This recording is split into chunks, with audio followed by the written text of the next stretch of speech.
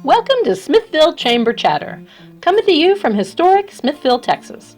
We're here to talk about all things Smithville, including upcoming events, updates and tips for and about local businesses, important news, election updates, and more. Brought to you by the Smithville Area Chamber of Commerce, I'm your host, April Daniels. Welcome to our podcast. Good afternoon, and welcome to the Smithville Chamber Chatter podcast with your host, April Daniels. We're excited to be continuing our podcast today, sponsored by the Smithville Area Chamber of Commerce, and today's sponsor, Bluebonnet Electric Cooperative. Our guest today is Smithville Library Director, Judy Bergeron. We appreciate Judy's willingness to answer questions and keep the people of Smithville informed about all the great programs and services the library offers. Good afternoon, Judy, and thank you for being our guest on the Smithville Chamber Chatter podcast. Good afternoon, and thanks for having us. Well, I know I'm very excited to hear what's going on at the library. I've missed coming in your doors, which I do more often than I realized now that I'm not doing it as much. And I know our listeners would like to hear today from you about your thoughts on the COVID-19 crisis and how the library's been working with the community to continue offering services. And while you tell us a little bit about your response, tell us a little bit about what the library will be doing when you reopen to the public to keep everyone safe while coming in to enjoy the amenities of the library. Well, thank you. And I'm sorry that you've missed coming in. I know we get that sentiment from a lot of people, and we have missed having our patrons come in. We've been here behind the scenes the entire time that the library's been closed. We've had a good chance to disinfect a lot of the places. It'll look a little bit different when people are able to come back in because we've got some new protective measures up to help protect both the staff and the patrons. We have a high percentage of at-risk individuals, so we want to make sure that we're doing all we can to protect our patrons and to keep the community safe.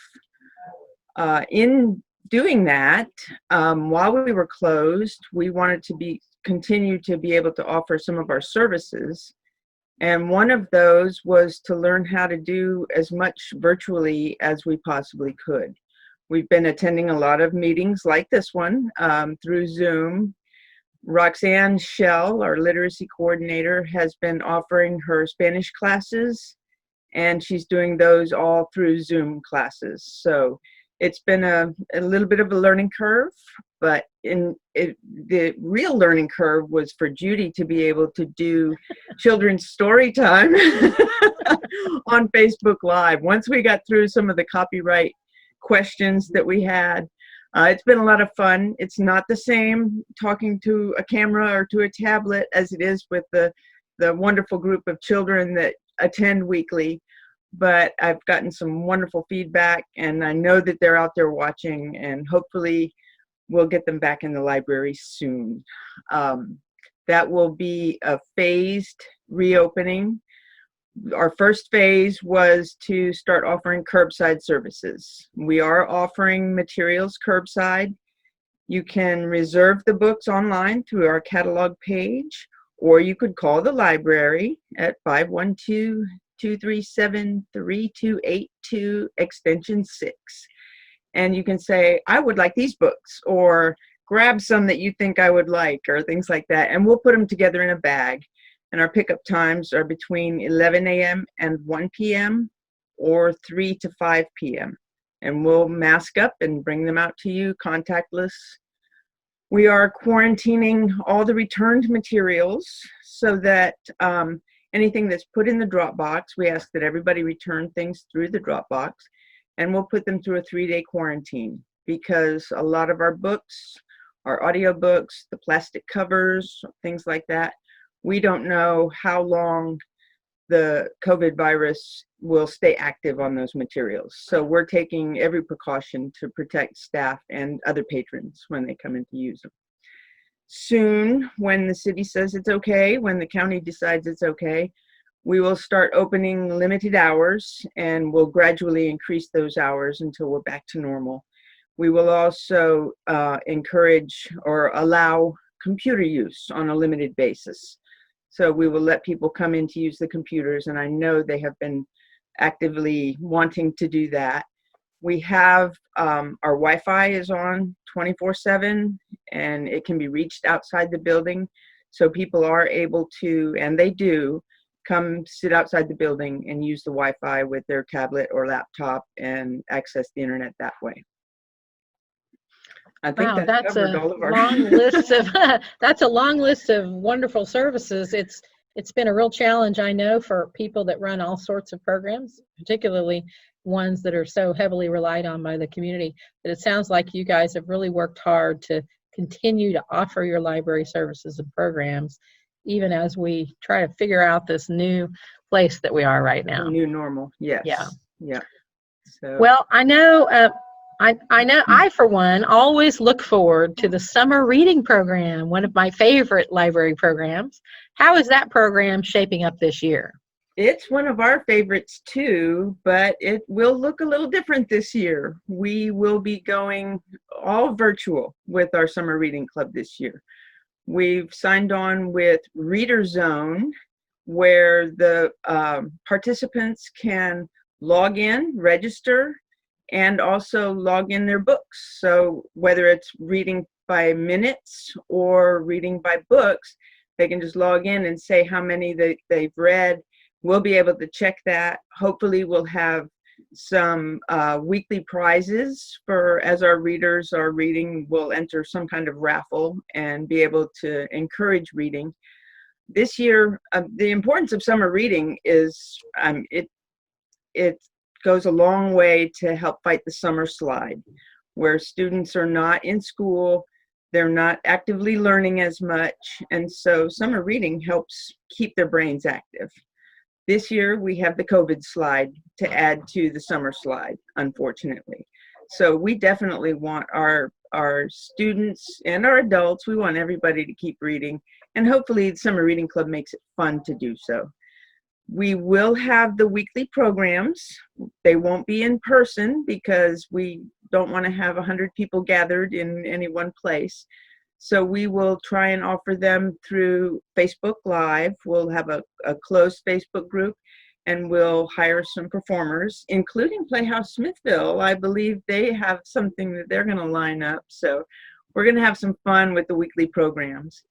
And we'd also like to do some of the weekly challenges that we will either post those on our Reader Zone, or people can pick up the papers curbside, or when we open, they can come into the library. But it'll be kind of a checklist, a bingo card. I shouldn't say bingo because it's not bingo. It's not gambling, but it's just a checklist of activities and challenges.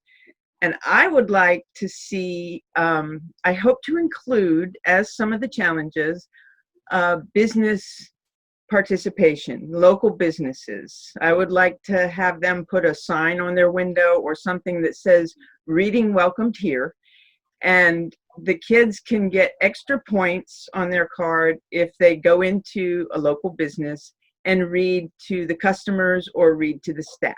And if it's just a book or a chapter or a poem or something like that, and if the parents, the family gets a picture of the kids reading to someone in a local business, that'll be worth extra points. So we want to have the readers welcome here in our local businesses during the summer. And hopefully spread some good cheer that way. What a great idea. Now listen here, you heard it here first, listeners. Contact the library and speak to Judy if you would like to participate, or of course feel free to reach out to the chamber and we'll help facilitate. We'll even help make the signs. I think reading is welcome everywhere, and that's exciting to hear. What a fun way to help support our local businesses too. I think it'll be fun. I think it'll be fun for the families to get in the businesses, and fun for the businesses to have the kids read to them. So. Absolutely. Who wouldn't want to have some kid come into your store and start reading to you? That's right. That's like a bright moment in your day. Absolutely. I'd like to take a moment to thank the sponsor of today's podcast, Bluebonnet Electric Cooperative.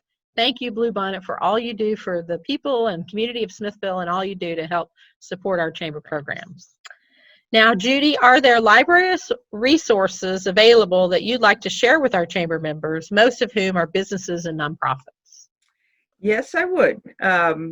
as many of you know, we have partnered with the Chamber on numerous occasions to try and offer training. And in this case, I think one of the things that we can offer is, as businesses try and increase their digital presence, we've had to stumble through that as well as a library. And so we would like to be able to offer some help in that regard. We'll continue to partner with the Chamber because it gives us a great outreach to the businesses. We also have, because we are accredited libraries through the Texas State Library and Archives Commission and through the Institute for Museum and Library Services, we have access to a large number of databases that anybody can look up. If they're a card holder, they can log in.